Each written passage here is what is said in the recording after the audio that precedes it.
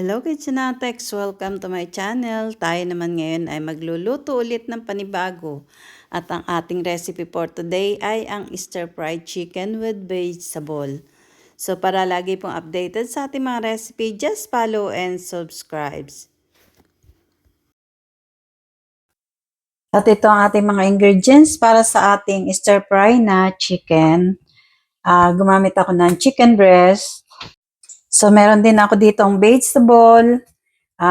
Spring, ano nga ba to? Spring onion, tapos cabbage, carrots, yung ating paprika, bell pepper, ganito lang yung hiwa ko. Medyo malalaki.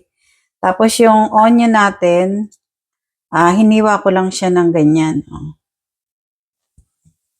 May onion tayo. Tapos, syempre, may ginger and garlic. Garlic and ginger, baliktad. Para naman sa ating sauce, gagamit ako ng sugar, cornstarch, sesame oil, white pepper, soy sauce, oyster sauce, at saka yung ating Shaoxing wine. Pero optional lang yung Shaoxing wine natin at saka yung sesame. Pero kung lalagyan nyo, mas masarap din naman. Pero masarap din naman yung kahit wala itong dalawa na to. So, umpisahan natin sa chicken. So, hiwain natin yung ating chicken breast. So, ganyan lang yung paghiwa ko. Huwag nating iaayon sa hibla ng chicken yung ating paghiwa. Kailangan puputulin natin yun. Para malambot siyang kakainin. So, ayan.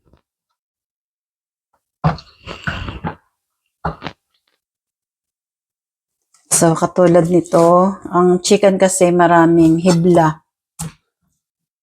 Yung hibla niya, ayan. Puputulin natin yung hibla. Para malambot siya. So, ito naman, ganyan naman siya.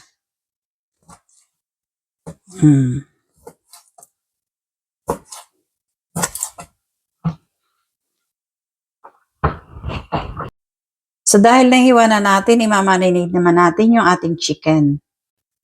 Maglalagay tayo ng oyster sauce. Tansya na lang sa alat.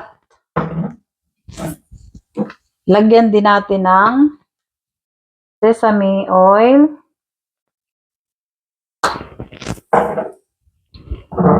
Yung ating light sauce.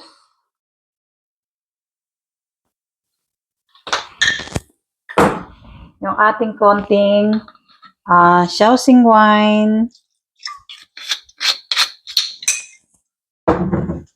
Tapos, lagyan na natin ng corn flour. Tapos, yung ating white pepper. Madali lang po itong gawin. So, habang nagmamarinate tayo ng ating chicken, magpiprito naman tayo ng ating mga gulay. Ito pong paraan na to, matagal tong masira. Matagal siyang kailangan mainit na yung apoy natin bago natin ilagay yung ating mga gulay. So, ang uunahin ko ay yung carrots. Yan, mainit na po siya.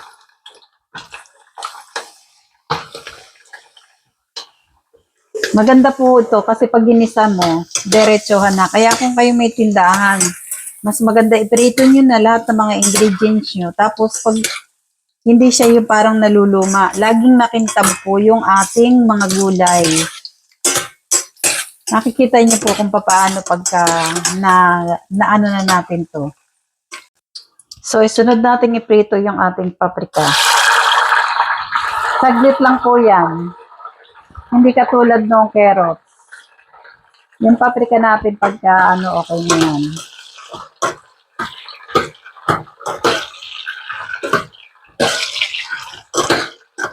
Kahit po pag nagkakaldereta kayo, maganda po na ipiniprito nyo na lahat yung mga ingredients natin. Yung lahat na may mga gulay. Maganda yung mainit na mainit yung mantika mo. Para hindi nagtatagal sa mantika yung ating mga gulay. So, isunod natin yung ating onion. So, isunod naman natin yung ating cabbage. So, ngayon, gagawa naman ako ng sauce natin para sa ating stir fry. Maglalagay ako ng konti na soy sauce. Tapos, yung ating oyster sauce. Tansya-tansya, tikim-tikim, baka mapaalat ang ating sauce. So, lagyan ko rin ng konting sesame oil. Tapos, white pepper. And then, yung ating sugar. So, yung water natin. Tapos, yung ating cornstarch. Yan. Haluin lang natin mabuti. Kailangan bago tayo magprito ng chicken ay nagawa na natin ito. Para dire-diretso na yung ating luto. So, dito sa ating kawali, maglalagay tayo ng konting mantika. Ito yung mantika natin kanina na pinagprituhan. So, gaganyan ko lang siya para magkaroon ng mantika yung ating kawali.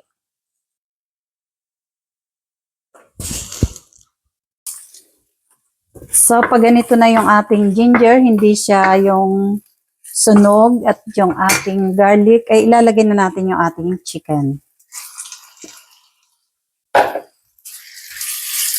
Kaya pag naglagay ko yun ng cornstarch, huwag nang masyadong marami kasi itong ating chicken ay may cornstarch na. So, luto na yung ating chicken. Ilalagay na natin yung ating sauce.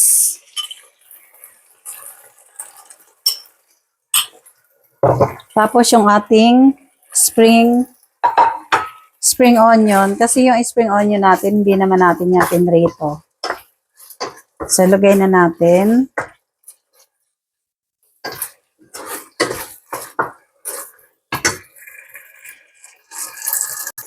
Ngayon, lalagay na natin yung ating mga gulay. So, ayan.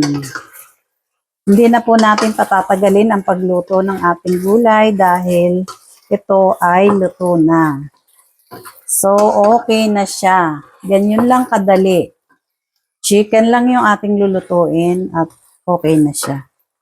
So, yan. Okay na, okay na.